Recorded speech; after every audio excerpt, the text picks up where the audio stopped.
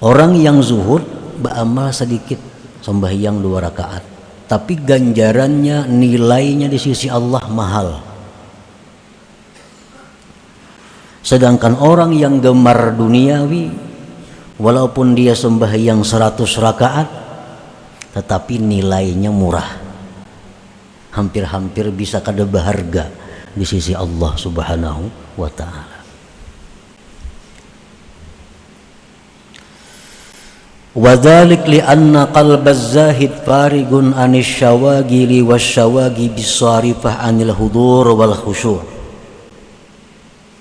wa bihi ma yurja qabulul a'mal indallahi ta'ala wa kaifa yakillu amalun yutaqabbalu. Sebabnya kenapa ibadah orang yang zuhud itu walau sedikit tapi mahal harganya, nilainya, banyak pahalanya? Karena hati orang yang zuhud itu lapang dari kesibukan, kegemaran yang memalingkan dari hadir dan khusyuk. Dengan hadir dan khusyuk itu diharapkan amalnya diterima Allah. Dan bagaimana dikatakan sedikit kalau amal itu diterima di sisinya. Nah, itu sebabnya kenapa ibadah orang zuhud itu larang, Tuhan menghargai.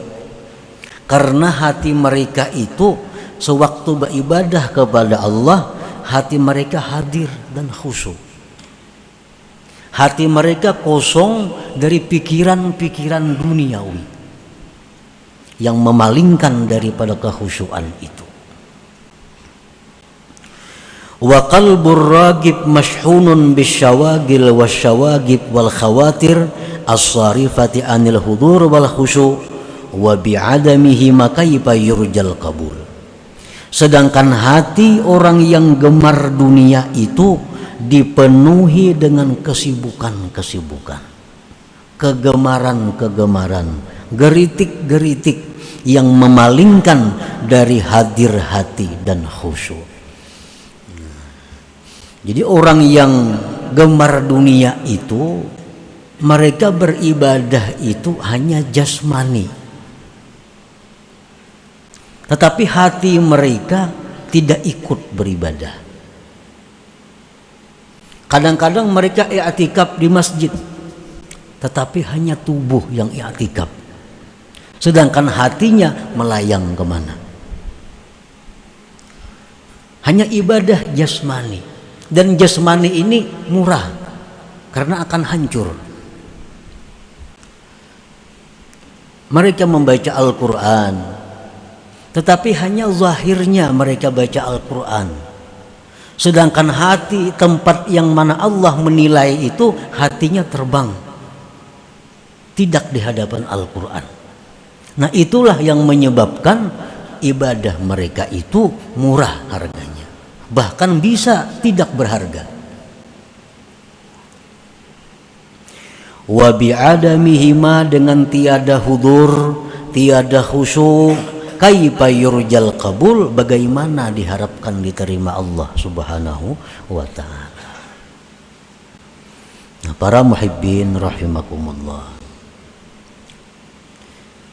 Allah Subhanahu wa ta'ala tidak memandang kepada tubuh kita, tidak memandang kepada kuatnya kita, tidak memandang kepada bungasnya kita, tidak memandang kepada pakaian kita, tetapi yang Allah pandang adalah hati mereka.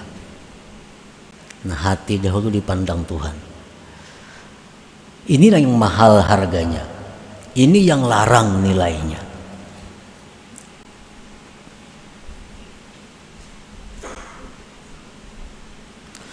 Waqad qala an-nabi sallallahu alaihi wasallam, la yaqbalullah min abdin amala hatta yashhada qalbuhu ma'a badanihi. Tidak menerima Allah dari seorang hamba amalan ibadah sehingga menyaksikan hatinya beserta badannya. Jadi Allah kadang menerima amalan amalan kita ini, yang mana hati kada ikut beramal, hanya badan yang beramal. Allah kada menerima itu.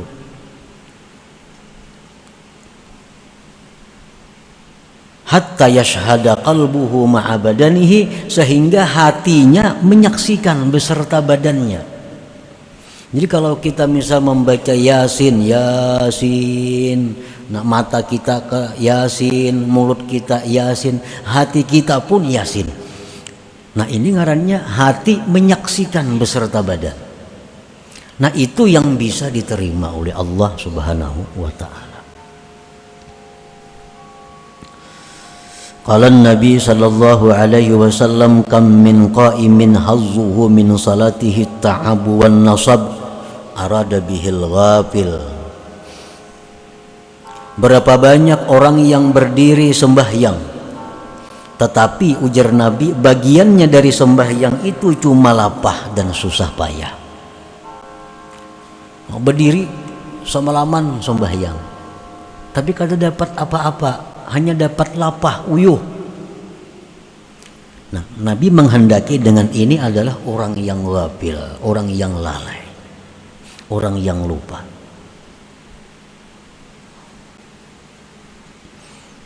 Makanya ada ungkapan dari para ulama bahwa tidurnya orang alim itu lebih baik daripada ibadahnya orang jahil. Tidurnya orang alim itu lebih baik daripada beribadahnya orang jahil. Nah, kenapa sebabnya? Karena orang alim ini kalaunya guringnya atas zikrullah. Niat guringnya orang alim tahu kayak apa supaya guring ini menjadi nilai yang ibadah.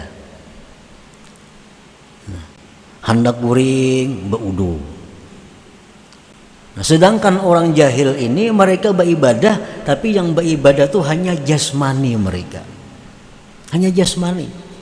Hati mereka kada ikut berjamaah, kada ikut beribadah.